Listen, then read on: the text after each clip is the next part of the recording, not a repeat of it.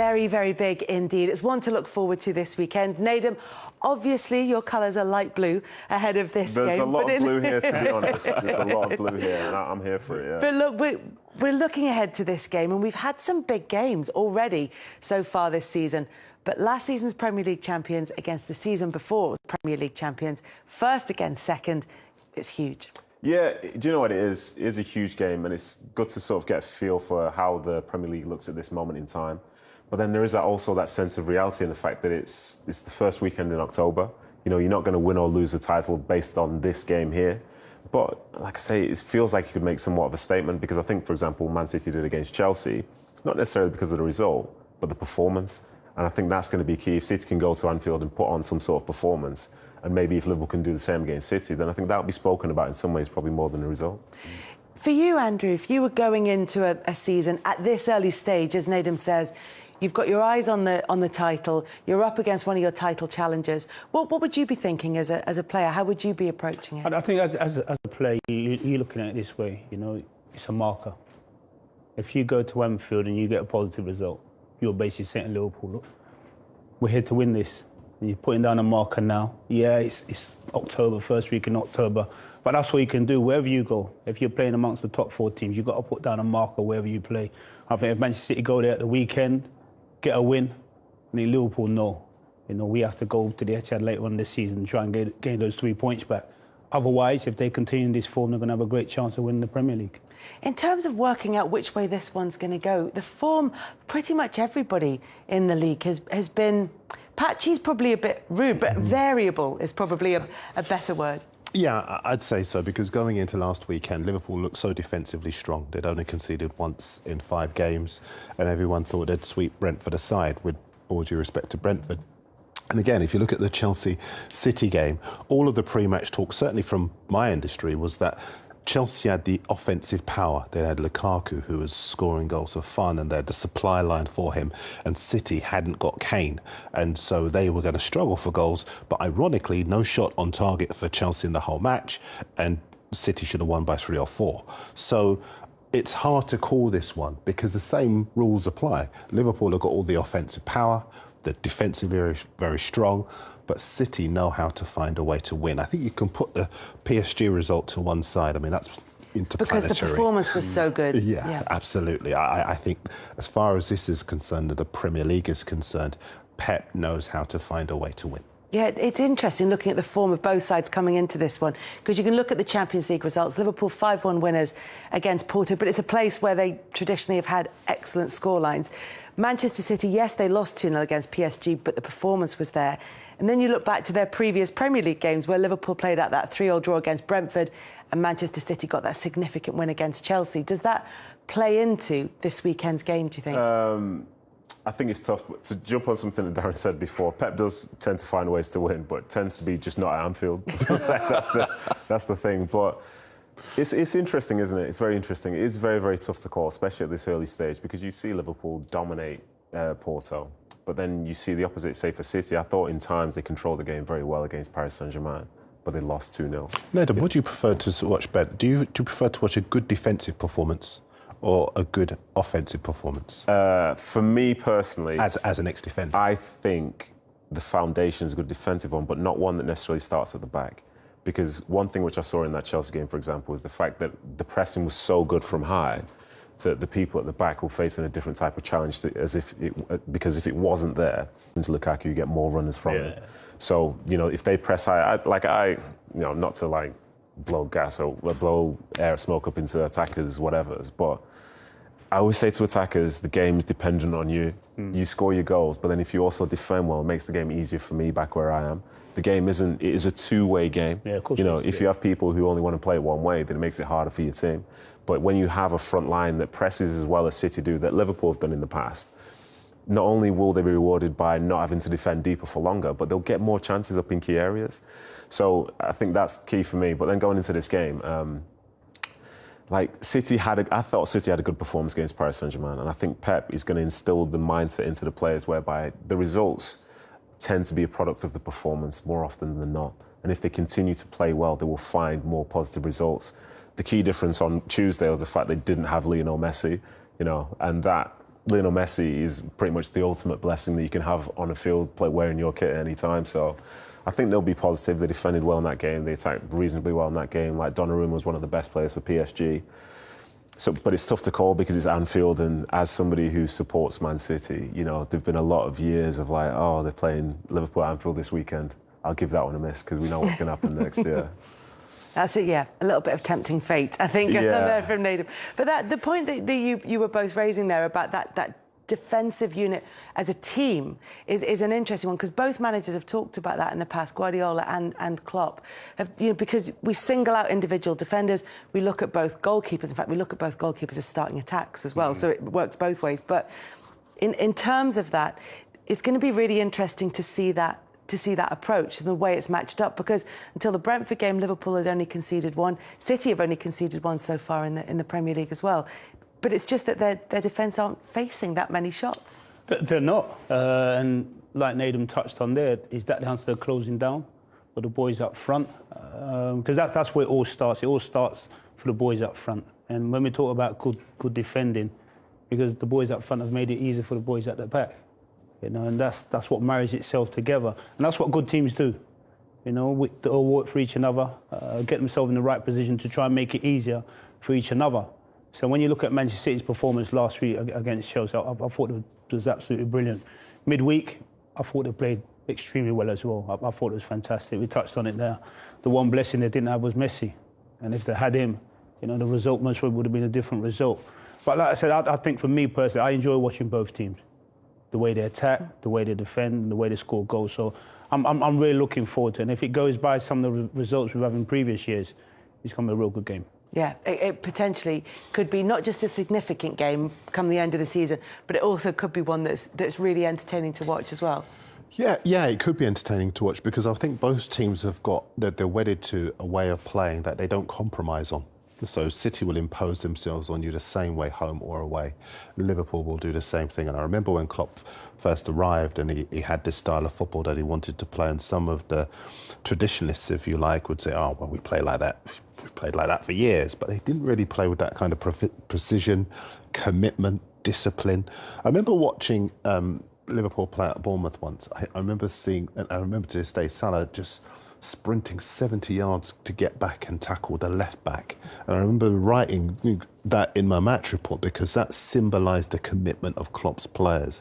So I totally agree when the chaps say the offensive players make it easier for the defensive players to play. And a feature of that win for PSG over City in midweek was Neymar and Mbappe doing their defensive duties for once. Because beforehand, I think they'd only had 2 clean sheets all season. And a big reason for that was that they were playing as individuals. But this was a game where they played as a team and they were able to get the win. And I think it's a hard game to call because they both do play as a team. I think it'll be a draw. I was like, it's a hard game to call. I think it'll be a draw. Oh, no, in terms of one winning or the other winning. It's hard to put yourself in either camp very, very firmly in that one. Cool. But you look at the attacking players, and you look at the way that Brentford approached that game against Liverpool. In some ways, that game was a bit of an anomaly on both sides. It was just one of those games. But there are ways you could look at it, and those numbers in the box, like up against Liverpool's defence, cause them all kinds of problems. They're not used to that. So, is that look? City aren't going to change drastically in order to play against Liverpool, because what they're doing is working just fine. Yes. But might they take something from that, do you think? I think in terms of City's style of play, like as we all know here, it's a particular thing. But the difference is from when they played against PSG, when they played against Chelsea, is that I think Liverpool, if they need to, they'll bypass midfield, because they have people who are very willing runners down channels and stuff like this. Say, for example, if Henderson comes short, he's always looking for like a key pass and stuff like this. So if you can play it 10 yards, you can play it 10 yards. But if it needs to be a 40-yard pass that's more dynamic, they'll do that. So some of this sort of like controlling midfield and trying to go for a high press, you could skip a lot of City's players if you have people who are testing something that is ultimately different. But City overall, especially from what I saw of them last season, they're quite good at sort of figuring out what is key, what the strength of the opposition is, and they don't try and play into it. Whether it was times like last year, I think in the home game they had where Spurs were great on the break, So every time there was a turnover, they'd have 3 or 4 players swarm the guy on the ball and maybe commit a tactical foul or something like this. So you take away their strength, and now you're forced in Spurs to try and break you down, which isn't really Spurs' strength at this moment in time, you'd say.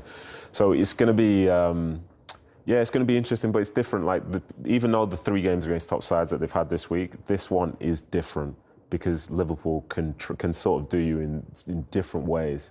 But one thing that you know is going to be high intensity. Yeah. It's going to be like, you need to be mentally ready to be going out on that pitch and feeling uncomfortable, because you're not going to go up against a team who will insist on continually playing it 5 yards at a time. And Liverpool always got runners. Always got that third man going. And that's the key strength that they have. And for me, it's like why people like Salah and Mane and so on have been so significant for them across the years, because they fall into that, they fit into that. That is Liverpool, and that's why I think up until the Burnley game last year, they'd not lost at home for 68 games. Interesting in our industry, when we're setting out ahead of the game, and we're devoting, how much are we going to give this in the newspapers? What are we going to devote this page and that page to? And sometimes we do what we call key battles. Who will come up against who? So I don't know whether it's Cancelo up against Mane, for argument's sake. But when you look at these two teams, there are key battles all over the pitch.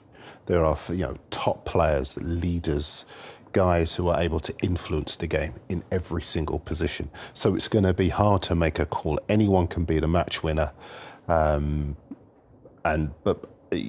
obviously there are the obvious ones like a Gabriel Jesus and a Mo Salah. But in terms of the entire team, you're right, they're all leaders in the team. So you know that you're dealing with a group of players who are experienced in a fixture, used to the intensity, used to the pressure, and are able to, in some way, affect the game. It's interesting as well when you talk about bypassing Manchester City's midfield, because one of Liverpool's most played passes this season is Virgil van Dijk out to the left-hand side. And they use it so often, and that's maybe a way that they can that's maybe why the battle between Cancelo and Mane is the one that sprung to mind. Yeah, because that is the way, you beat the high press. People might, that's long ball football. No, it's not long ball football. I mean, that's tactical football. If you want to cut out their midfield, they're going to press you. You hit a diag and you're out. That cuts out their midfield, and then Man City need to get back into position. Liverpool on the attack. And that's what you have to do. But the players all have the intelligence to do that. They try their best not to make silly passes, but they get themselves in certain positions, they know what pass they're looking for, and then they go from there. Andy, Leicester played that pass, didn't they, a lot in their title winning season, centre-half. Yeah. And they had their defenders running back to goal because Vardy would get in behind so often.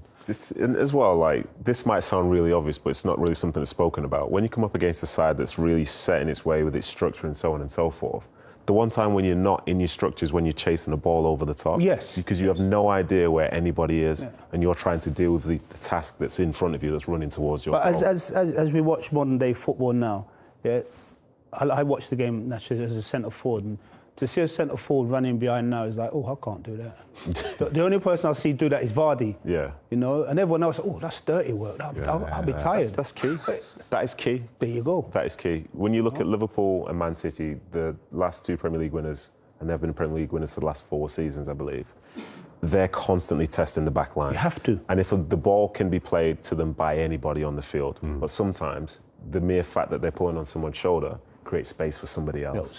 If somebody goes long, somebody can come short. But if everybody's coming short, the game's always going to be in the front of the opposition. And when it's like that, I'll be honest, those games are far easier than when you continually having to think, is it this time, is it this time, is it this time?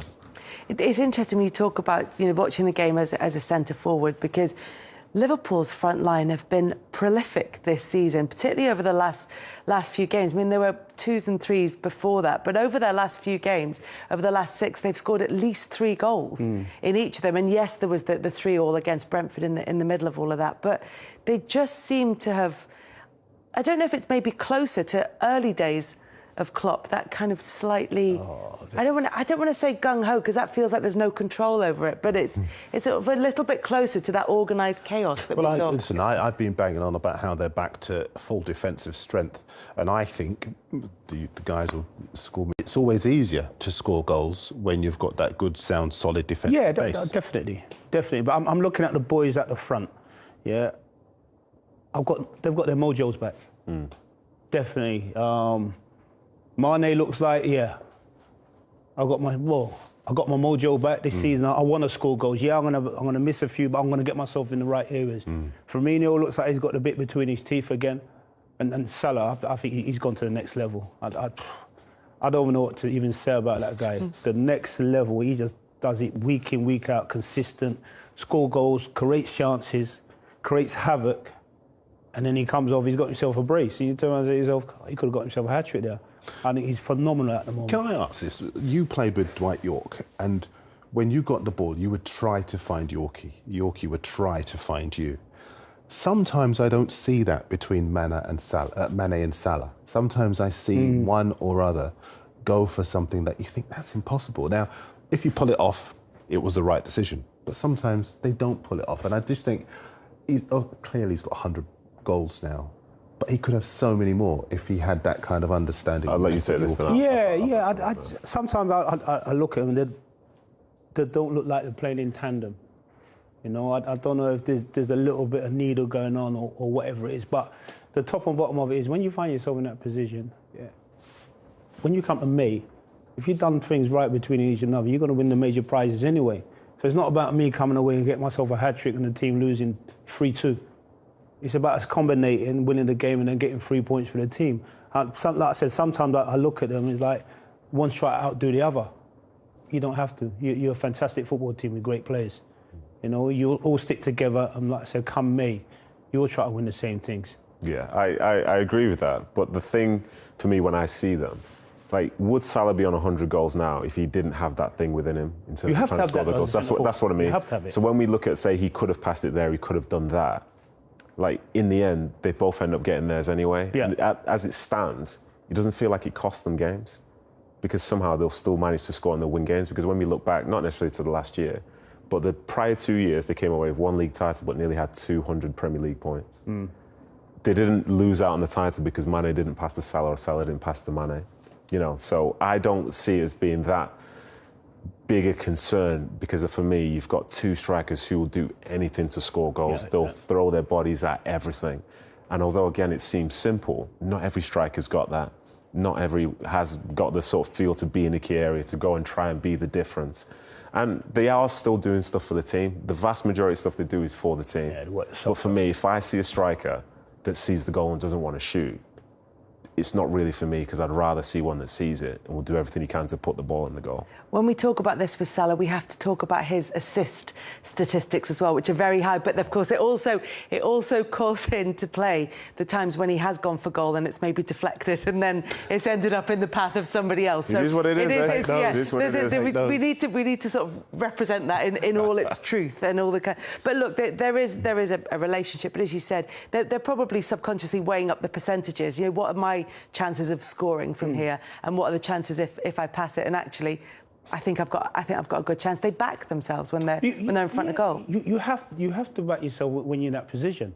Otherwise, when you're in that position, you question yourself, and you can't afford to question yourself. And like I said, when I watch Salah and he gets in positions to score goals, 9 times out of 10 he hits the target. And if he does hit the target, if he doesn't score, the goalkeeper parries it, and someone else has got to tap in. And that's what football's about. For me, he's created a chance there.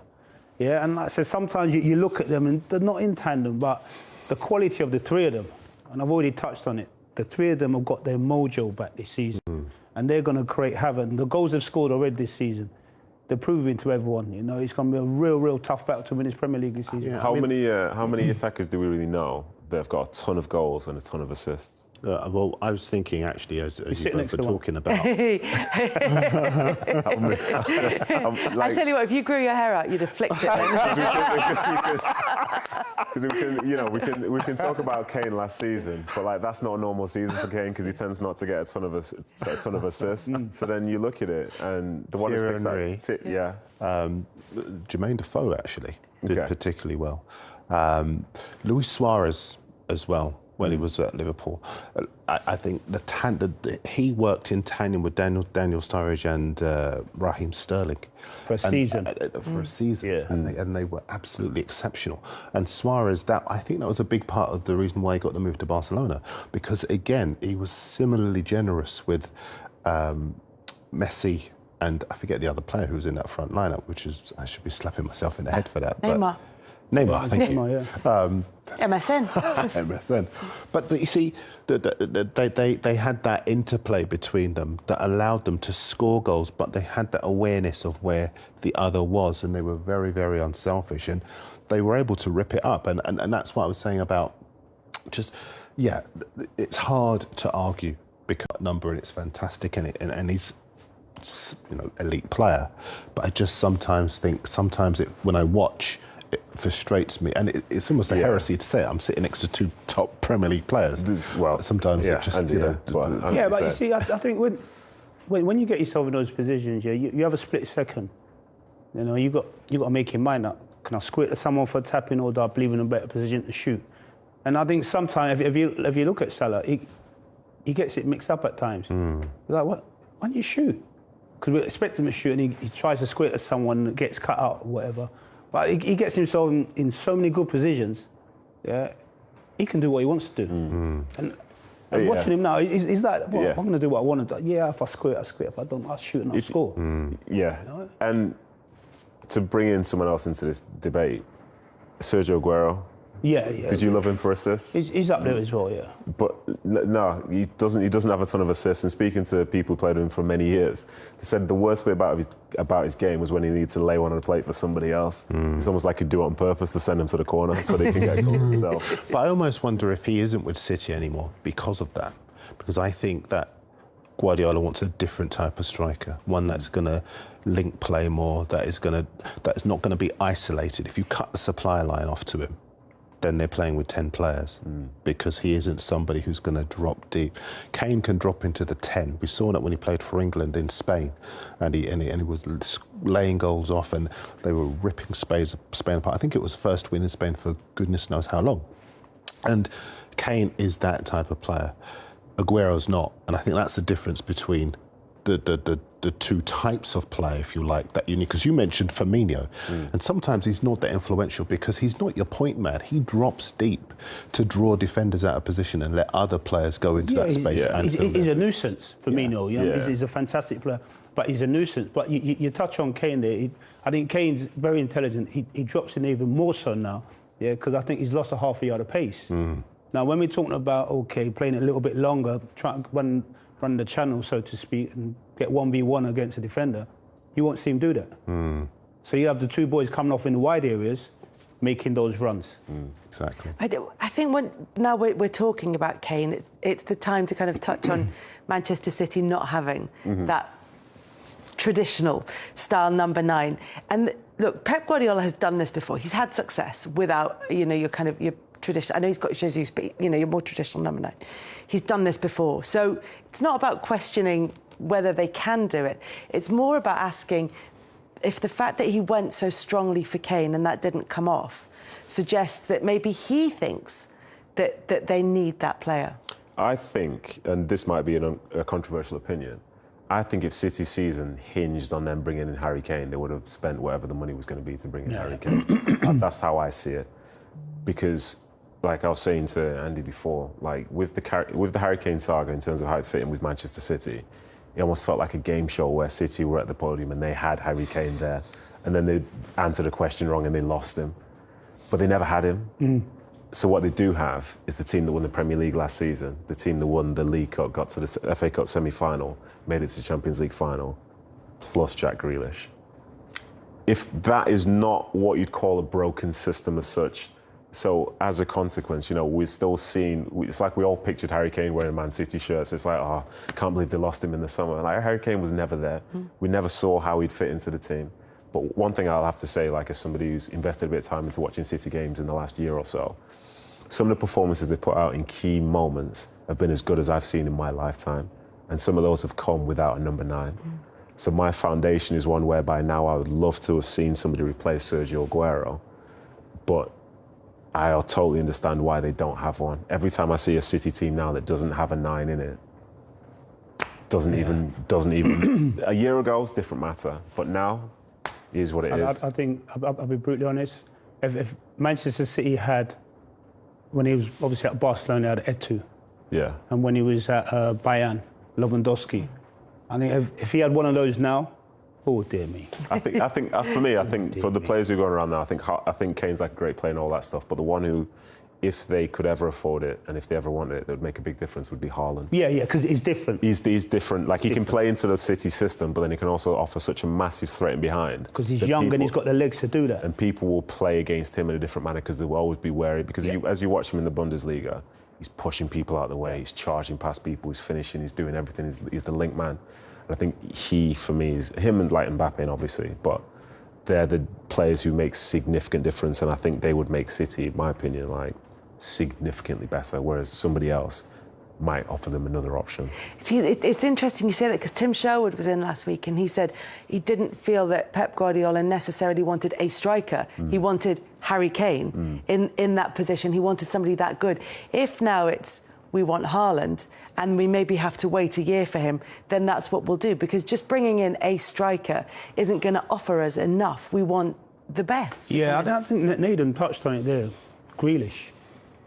He wanted him. Man City did everything they could do to get him. 100 million, there you go.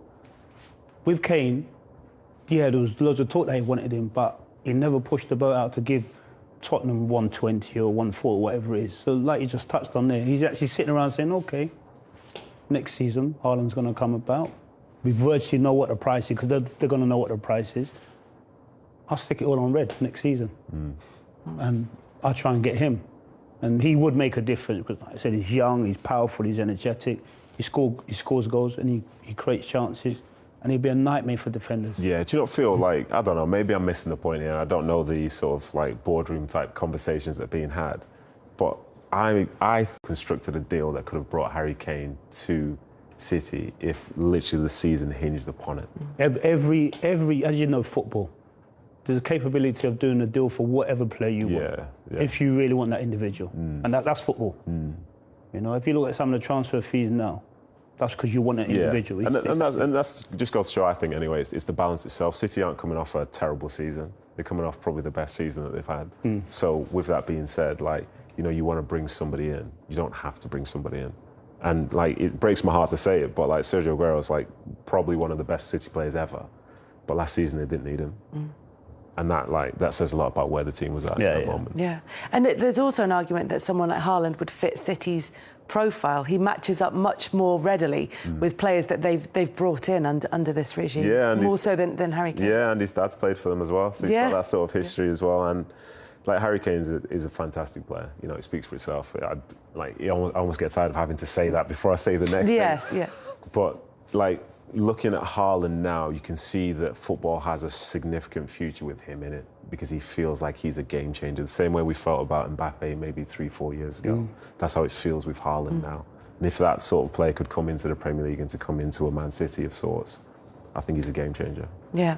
Having said all that, without Kane or Haaland in the squad, still going to cause Liverpool's backline some trouble, aren't they? Yeah, of course. They're a very good team. There's no guarantee they'll score. There's also not guaranteed. There's no guarantee they'll score, but in the same breath they could score 4 or 5. Because they have people in their team who are all capable of scoring. And instead of having a team whereby this is the only person that will score, say the team against Chelsea, I think it was, anyone in the front three could have scored. The 2 10s behind could have scored. Even Rodri's chipped in with a goal now. They score goals from set pieces, so the 2 centre-backs could have scored. Cancelo scored a goal from outside the box. Edison could probably kick it 100 yards. So the only person that's not really dangerous is like Kyle Walker. That's Watch him score. With all due respect to him, But he's just switched off now. Exactly. Sorry, Kyle. But that's the strength that they have, and they're all capable of doing it. So, as I say, they'll test any backline. Liverpool's is obviously very good, but no backline is perfect. And the same goes for Man City. The same way you saw Brentford take it to Liverpool and score 3, they possibly could have scored maybe a couple more as well. And that's football. That's why we love watching it, because nothing is set in stone. This versus that doesn't have to equal whatever. Anything is possible with the quality on the field there as well, and the sort of contrasting styles. It makes for a cracker. Yeah, any result really. I mean, I know you were saying, I don't really want to call it, but I think it's going to be a draw. But pretty much any result wouldn't be a huge surprise in this, would it? No, it wouldn't be. If you've naturally, we've all watched the game over previous years as well. Some of the results that come out, you've left yourself scratching your head. You turn and say to yourself, where did that actually come from? Because the games have been so entertaining, And then all of a sudden, there's been a goal. I'm not going to say a goal comes at the wrong time, because a goal usually comes at the right time for whatever team is. And it's changed the whole game. Whole dynamics of the game have changed.